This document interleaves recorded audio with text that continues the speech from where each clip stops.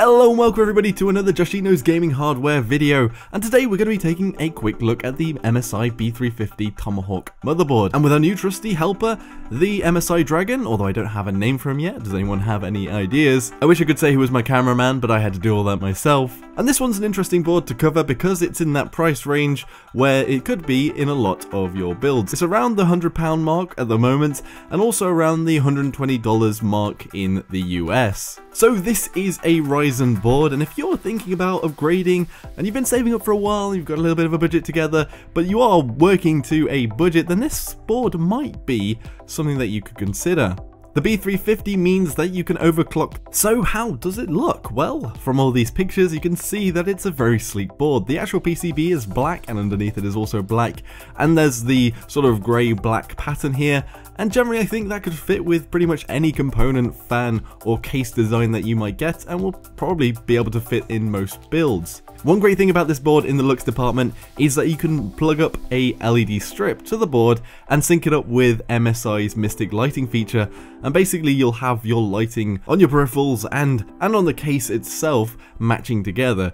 AMD's own cooler, the Race Spire with the LED on the top, can be synced up using this Mystic lighting, and I saw this when I was out in Texas. It looked pretty damn cool. So vanity aside, what are all the specs of this board? There's one PCI Express 3.0x16 slot which has a steel armor for limiting electromagnetic interference and generally just strengthening the slot for those bigger cards that are coming out now. And there's also one 2.0x16 slot along with two PCI Express 2.0x1 and two PCIs. You can only run one NVIDIA GPU, but it does have the ability to have a crossfire with AMD GPUs. What they're really targeting and focusing on here is people that are buying one GPU, which is a majority of users, whilst maybe also budgeting a little bit on the CPU, but having the ability to overclock and have that single GPU on this board. There's 4 standard 6GB a second SATA 3 connectors for 4 hard drives, SSDs or hybrids, and 2 of these are actually pointed vertically upwards rather than horizontally,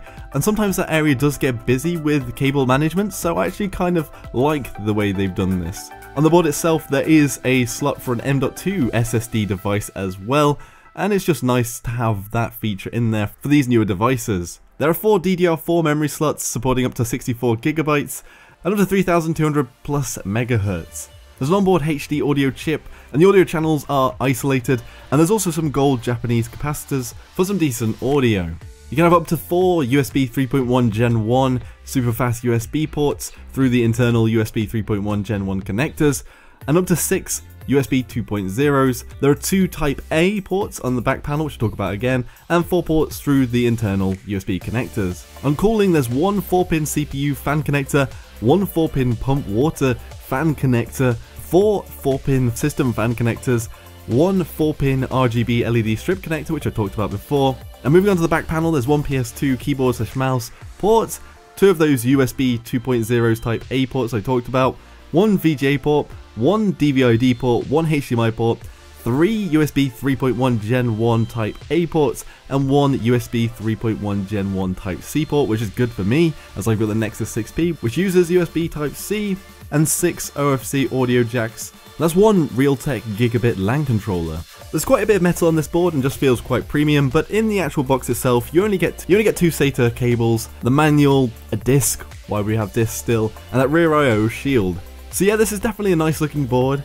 It's pretty much got every feature a gamer would want, up to the point where people are having 2 GPUs, or they really want to spend extra money and get things like better onboard audio, high-end LAN controllers, and things like that we saw on the X370 X-Power Titanium, but that's also double the cost pretty much.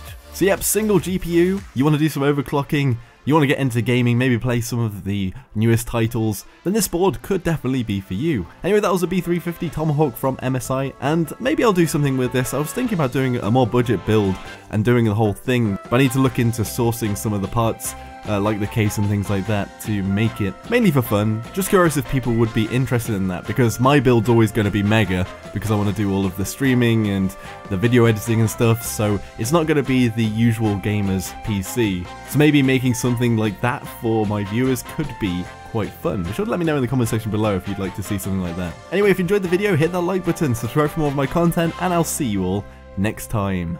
Joshino.